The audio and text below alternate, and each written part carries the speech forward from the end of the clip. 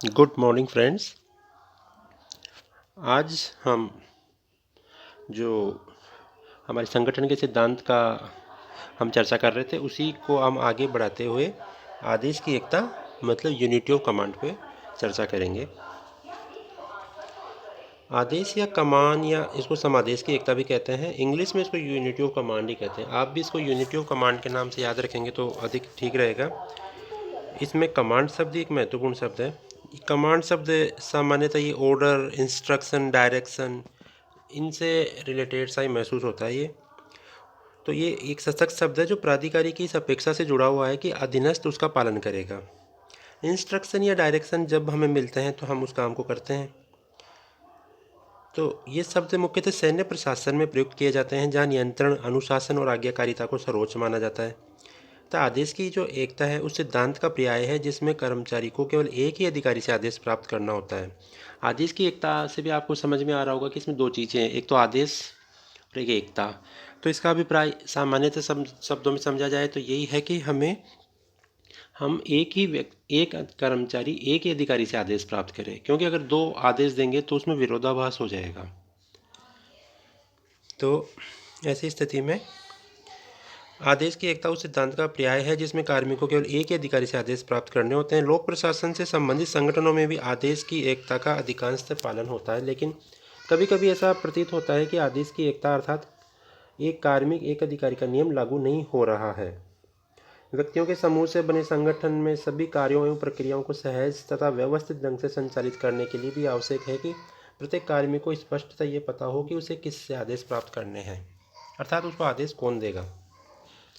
प्रत्येक कार्मिक को ये मालूम होना चाहिए वह संगठन में किसके प्रति उत्तरदायी है। यदि संगठन में किसी कार्मिक को एक से अधिक अधिकारी आदेश देंगे तो कार्मिक एक दूसरे से विपरीत आदेशों की स्थिति में उलझन तथा भ्रम की स्थिति में आ जाएंगे।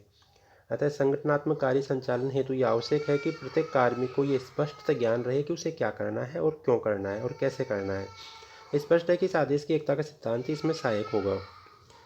अब हम इसका अर्थ देखते हैं कि आदेश की एकता के प्रबल समर्थक हेनरी फेयोल के अनुसार यह वह सिद्धांत है जो ये मानता है कि किसी कर्मचारी को केवल एक निकटतम उच्चाधिकारी द्वारा ही आदेश दिए जाने चाहिए। इसकी संक्षेप में विशेषताएं देखते हैं तो आदेश की एकता का नियम पदसोपान की व्यवस्था से जुड़ा हुआ है। यह सिद्धांत ये मानता है कि किसी कार्मिक को एक ही निकटस्थ अधिकारी से आदेश मिलने चाहिए और ये सत्ता, उत्तरदायित्व तथा नेतृत्व को भी ये स्पष्ट करता है। इसकी आवश्यकता क्या है तो आदेश की एकता का सिद्धांत कर्मचारियों में उलझन, भ्रम, आशंका और अस्पष्टता से मुक्ति दिलाने और संगठनात्मक कार्य में एकता लाने के लिए आवश्यक माना गया है।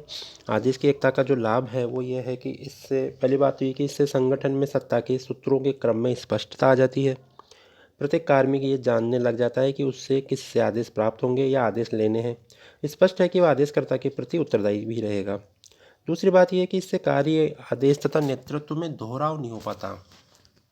कार्यों में दोहराव की जो प्रवृत्ति है वो इससे क्या होता है कि समाप्त हो जाती है, क्योंकि सभी व्यक्तियों को पता होता है कि उन्हें एक ही व्यक्ति से आदेश लेने हैं। तो अनुशासन और नियंत्रण भी इसमें क्या होता है कि अच्छे से बना रह पाता है। तो अनुशासन नियंत्रण के दृष्टिकोण से भी एक अच्छी व्यवस्था है। आदेश की एकता से जोड़ तोड़ करने वाले, एक दूसरे को भड़काने वाले कार्मिकों पर भी अंकुश लग जाता है।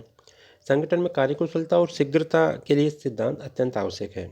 हेनरी फेयोल ने तो कहा है कि आदेश की एकता के नियम के उल्लंघन से सत्ता निर्बल हो जाती है, अनुशासन संकट में पड़ जाएगा, व्यवस्था भंग हो जाएगी और संगठन के स्थायित्व को ही खतरा उत्पन्न हो जाएगा। तो ऐसी स्थिति में आदेश की एकता का सिद्धांत बहुत आवश्यक है और खासकर युद्ध के समय या आपातकाल में तो आदेश की एकता और भी आवश्यक है, क्योंकि अगर एक ही अधीनस्थ उच्चाधिकारी से दो तरह के आदेश प्राप्त करेगा तो उसमें भ्रम की स्थिति उत्पन्न हो जाएगी। लेकिन आदेश की एकता के सिद्धांत की कुछ एक आलोचनाएं भी हैं। एक तो जटिल होते जो प्रशासनिक संगठन है उनमें बढ़ती जो विशेषज्ञता है उससे आदेश की एकता के सिद्धांत पे क्या होता है कि उनके व्यवहारिक पक्ष पर कुछ एक आक्षेप लगते हैं। जैसे पहली बात तो ये कि ये हमेशा संभव नहीं है कि एक आदमी को एक ही अधिकारी आदेश दे। तकनीकी तथा वैज्ञानिक परियोजना क्षेत्रों में तो सहायक को कई उच्च विशेषज्ञों से आदेश प्राप्त होते हैं, अतः आदेश की एकता नहीं रह पाती। दूसरी बात है कि विकास प्रशासन में भी जिला कलेक्टर कई विभागों से निर्देश प्राप्त करता है। इसी प्रकार जिला स्तरीय अधिकारियों को अपने विभाग के उच्चाधिकारियों के साथ साथ जिला कलेक्टर से भी आदेश मिलते हैं, इसलिए ये दोहराव और भ्रम तो बना ही रहता है। औद्योगिक जो प्रतिष्ठान हैं उनमें भी एक श्रमिक को कई पर्यवेक्षकों से निर्देश मिलते हैं। वैज्ञानिक प्रबंध के जो F.W. टेलर है, उन्होंने भी आदेश की एकता के सिद्धांत को सैन्य पद्धति मानते हुए इसके स्थान पे कार्यात्मक निर्देशन और पर्यवेक्षण की फंक्शनल डायरेक्टर सुपरविजन की उन्होंने वकालत की है। तो आदेश की एकता में व्याप्त कमियों को उजागर करते हुए सेकलर हडसन ने भी कहा है कि एक व्यक्ति और एक अधिकारी की पुरानी अवधारणा वर्तमान जटिल शासकीय परिस्थितियों में सत्य नहीं है। आदेश की सरल सीधी रेखा के बाहर अनेक अंतर संबंध विद्यमान होते हैं। परिणामतः एक व्यक्ति को अनेक लोगों से प्रतिवेदन देने भी पड़ते हैं, उनके साथ कार्य भी करना पड़ता है। और वास्तविकता भी यही है कि व्यवस्थित और प्रभावशाली ढंग से कार्य भी तभी संपन्न हो पाता है। व्यवहार में देखा जाए तो सरकार में एक प्रशासक के कई अधिकारी होते हैं और अधीनस्थ उनमें से किसी की भी उपेक्षा नहीं कर सकता।